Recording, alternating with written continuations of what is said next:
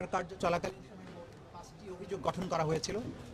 আজকে চূড়ান্ত রায়ের পর্বে এসে আদালত এই 5টি চার্জকে 2টি চার্জে রূপান্তর করেছেন এবং প্রত্যেক চার্জের মধ্যে 3টি করে কাউন্ট দিয়ে 6টি কাউন্ট তৈরি করে আলাদাভাবে আজকে বিচারের রায় ঘোষণা করেছেন।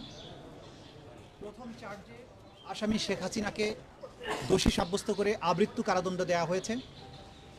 দ্বিতীয় চার্জে আসামি শেখ হাসিনাকে দোষী সাব্যস্ত করে মানবতা বিরোধী অপরাধের দায়ে 2024 সালের জুলাই অভ্যুত্থান চলাকালে বাংলাদেশে ছাত্র জনতাকে লিথাল ওয়েপন, হেলিকপ্টার, ড্রোন ব্যবহারের মাধ্যমে নিষ্ঠুরতম পন্থায় 1400-র মতো ছাত্র জনতাকে হত্যা এবং 25,000-এর বেশি ছাত্র জনতাকে আহত করার দায়ে, মোর স্পেসিফিক্যালি আশুলিয়াতে 6 জনকে হত্যা করে পুড়িয়ে দেয়া, চানখারপুলে 6 জনকে হত্যা করার মাধ্যমে যে অপরাধ করেছেন সেটার দায়ে তাকে দোষী সাব্যস্ত করে মৃত্যুদণ্ড প্রদান করেছেন।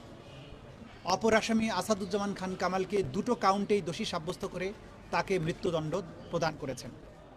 আসামি চৌধুরী আবদুল্লাহ আল মামুন সাহেবকে সবগুলো কাউন্টেই দোষী সাব্যস্ত করা হলেও তিনি যেহেতু রাজসাক্ষী হিসাবে আদালতে মামলার ভেতরের সবচাইতে গুরুত্বপূর্ণ ইভেন্টগুলো সাক্ষী হিসাবে আদালতের সামনে তুলে ধরেছেন, আদালতকে সত্য উদ্ঘাটনে সাহায্য করেছেন, সেই জন্য তার ব্যাপারে আদালত লিনিয়েন্ট ভিউ নিয়ে তাকে 5 বছরের কারাদণ্ড দিয়েছেন, যদিও তাকে সকল কাউন্টেই দোষী সাব্যস্ত করা হয়েছে।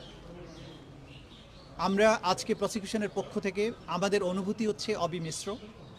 আমরা কারো মৃত্যুদণ্ডে আনন্দিত যেমন নই, তেমনিভাবে এই বাংলাদেশে যেভাবে রাষ্ট্রের শাসক হয়ে দেশের নাগরিক, বিশেষ করে তরুণ ছাত্র জনতার রক্তে পা ভিজিয়েছিলেন, তার বিচারের মাধ্যমে তাকে যে দণ্ড দেয়া হয়েছে, আমরা বিশ্বাস করি এই দণ্ড প্রদানের মাধ্যমে ইতিহাসের একটি অধ্যায়ের মীমাংসা হয়েছে এবং এই জাতির ন্যায় বিচারের প্রতি যে তৃষ্ণা, ন্যায় বিচারের জন্য, জাস্টিসের জন্য জাতির যে কোয়েস্ট, সেটি আজকে সম্পন্ন হয়েছে।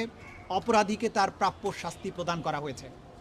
আমরা আশা করব সরকার এবং রাষ্ট্র আদালতের এই রায়কে যথাযথ আইনি প্রক্রিয়া এবং অন্যান্য যত প্রক্রিয়া আছে কূটনৈতিকভাবে সেই প্রক্রিয়া অবলম্বন করে যারা আসামি পলাতক আছেন, দেশের বাইরে আছেন, তাদেরকে বাংলাদেশের মাটিতে নিয়ে এসে আইনের মাধ্যমে তাদের এই শাস্তি কার্যকর করবে।